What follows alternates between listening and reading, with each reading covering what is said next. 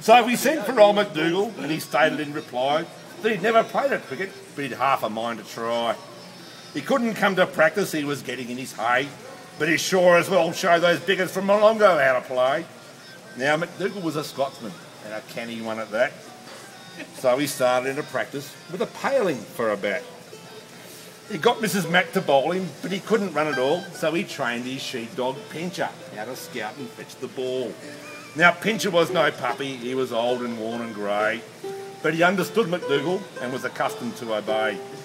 When McDougal cried out, "Fetch it!" he would fetch it in a trice, and until the word was "drop it," he would grip it like a vice. And each succeeding night they played until the light grew dim. Sometimes McDougal struck the ball, sometimes the ball struck him. Each time he struck the ball would plough a furrow in the ground, and when he missed, the impetus would turn him 3 times round. And the fatal day at length arrived, the day that was to see Molongo bite the dust, or Piper's flat knocked up a tree. Molongo's captain won the toss and sent his men to bat, and they gave some leather hunting to the men as Piper's flat. When the ball sped where McDougal stood, firm planted in his track, he shut his eyes and turned him round and stopped it with his back. The highest score was 22, the total 66, when Brady sent a Yorker down that scattered Johnson's sticks. Then Piper's flat went into bat for glory and renown, but like the grass before the side, our wickets tumbled down. 9 wickets down for 17 with 50 more to win. Our captain heaved a heavy sigh and sent McDougal in. £10 to 1, you'll lose it, cried a barracker from the crowd, and McDougal said, "I'll take it, man." And he planked the money down.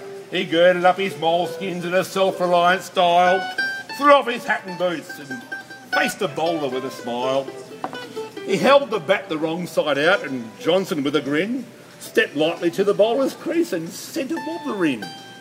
McDougal spooned it softly back, and Johnson waiting there, but McDougal, fighting fetch it, started running like a hare.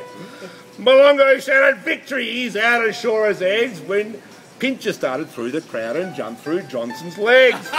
He seized the ball like lightning and ran behind a log, and McDougal kept on running while Molongo chased the dog. They chased him up, they chased him down, they chased him round, and then he darted through the slip rail as the scorer marked down 10. McDougal puffed, Molongo swore, excitement was intense as the scorer marked down 20. Pincher cleared a barbed wire fence. "Let us get him," cried Molongo, "brain the mongrel with a bat." "Run it out, good old McDougal," cried the men as Piper's flat. And McDougal kept on jogging as Pincher doubled back. And the scorer shouted 40 as they raced across the track. McDougal's legs were going fast, Molongo's breath was gone. But still Molongo chased the dog, McDougal struggled on. When the scorer shouted 50, then he knew the chase could cease, and McDougal gasped out, "Drop it!" as he dropped within his crease.